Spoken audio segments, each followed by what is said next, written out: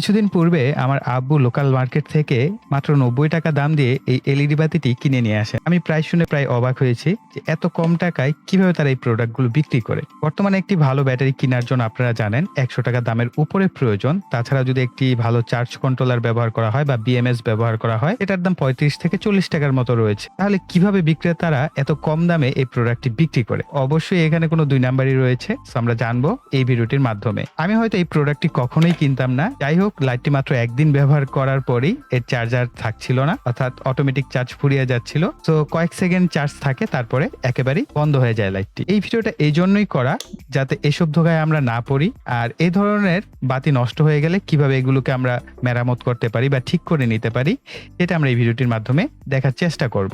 তো চলুন খুলে দেখা যাক যে কি রয়েছে এর ভিতরে। আমি একটি স্ক্রু ড্রাইভারের সাহায্যে এর যে কেসটি রয়েছে সেটি খুলে নিচ্ছি।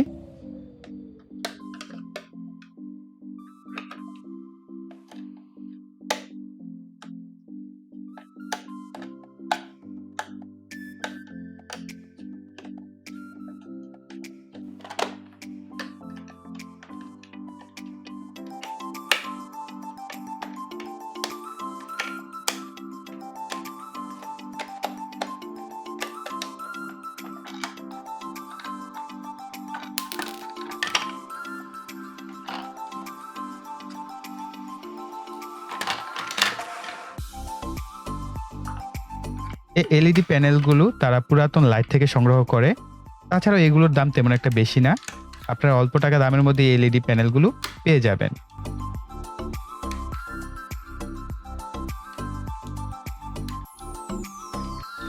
এটি হচ্ছে ৪ ভোল্টের একটি এলইডি প্যানেল, যা ৩.৭ ভোল্টের যে কোনো ব্যাটারি দিয়েই জ্বালানো যায়।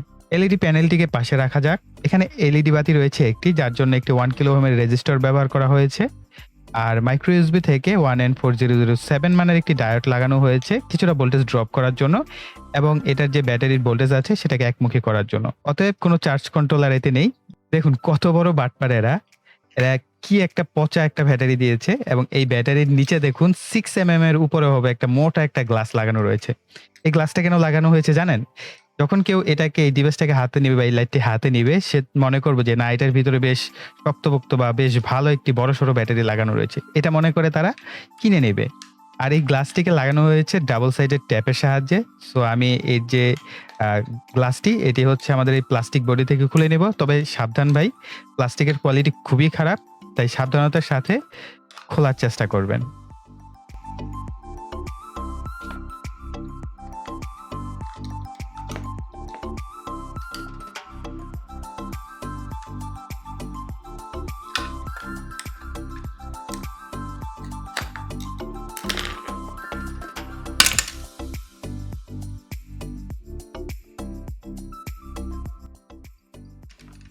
ব্যাটারিটি এখন সার্কিট থেকে আলাদা করে নেওয়া যাক। আমি একটি কাটার দিয়ে কেটে নিচ্ছি তারগুলোকে।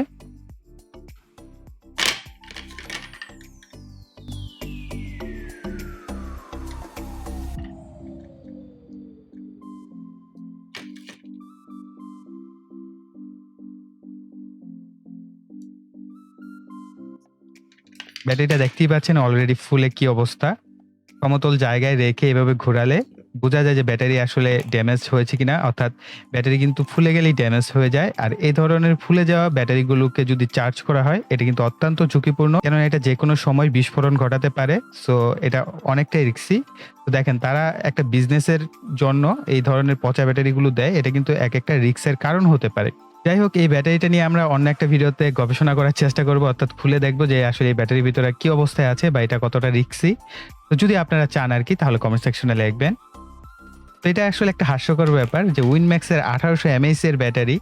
তো এটা যদি আসলে ভালো একটি ব্যাটারি হতো, তাহলে কমপক্ষে এই লাইটটি 5 দিন, কম করে 5 দিন এটা চালানো যেত। চলুন আমরা নতুন একটি ব্যাটারি কানেকশন করি। আমার কাছে 3.7 ভোল্টের 1850 mAh এর এই ব্যাটারিটি ছিল। পূর্বে আমি কিনে রেখেছিলাম অনেকদিন আগে। এটার প্রাইসও তেমন একটা বেশি ছিল না ওই মুহূর্তে যখন কিনেছিলাম, হয়তো 50-60 টাকা দামের মতো।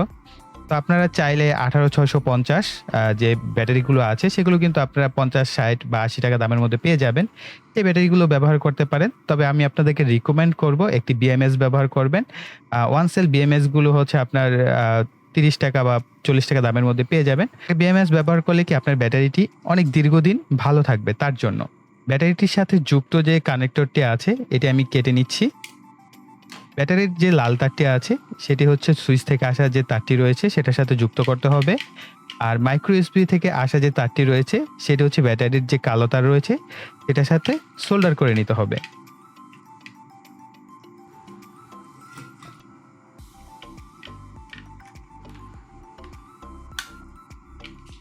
সোল্ডার করার পর আমরা ট্যাপ লাগিয়ে নিব যাতে পজিটিভ নেগেটিভ কানেকশন না হয় সেজন্য।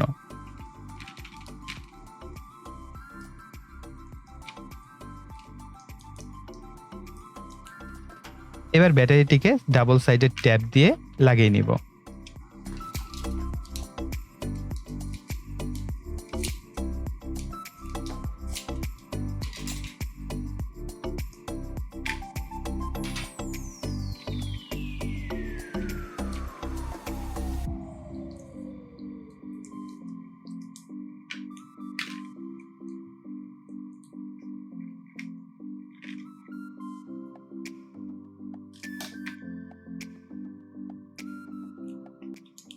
এবার উপরের কেসটিকে লাগিয়ে নেওয়া যাক।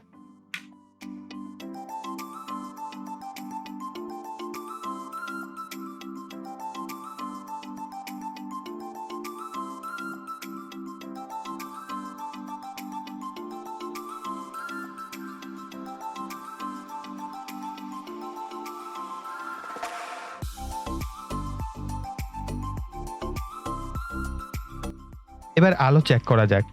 তো দেখতেই পাচ্ছেন চমৎকার আলো দিচ্ছে কিন্তু আমাদের এই লাইটটি থেকে। যেহেতু এর ভিতরে যে লাগানো আছে এলইডি প্যানেলটি এটি কিন্তু 4 ভোল্টের হলো 12 ওয়াটের একটি লাইট। সো এটা থেকে এরকম ভালো একটা আলো আশা করাই যেতে পারে।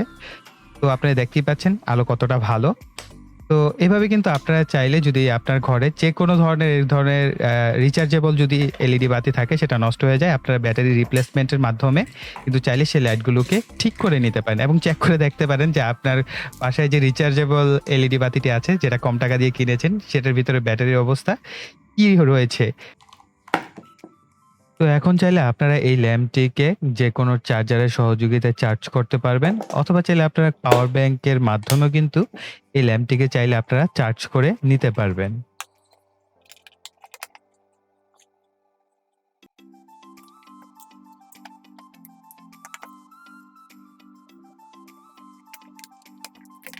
আর এই ধরনের ভিডিওগুলো আপনাদের কাছে কিরকম লাগে সেটা অবশ্যই কমেন্ট সেকশনে লিখবেন। আপনাদের কমেন্ট থেকেই আসলে আমি সিদ্ধান্ত নিতে পারবো যে আসলে পরবর্তীতে আমরা এই ধরনের আরো ভিডিও আনবো কিনা। যদি আপনারা চান অবশ্যই কমেন্ট সেকশনে লিখবেন। আর যারা কিনা এখনো চ্যানেলটিকে সাবস্ক্রাইব করেনি চ্যানেলটিকে সাবস্ক্রাইব করে পাশের বেল বাটনটি অ্যাক্টিভ করে দিবেন পরবর্তী ভিডিওর নোটিফিকেশন পাওয়ার জন্য। সো এই বলে এখানে বিদায় নিব। সকালে ভালো থাকবেন, সুস্থ থাকবেন। টাটা।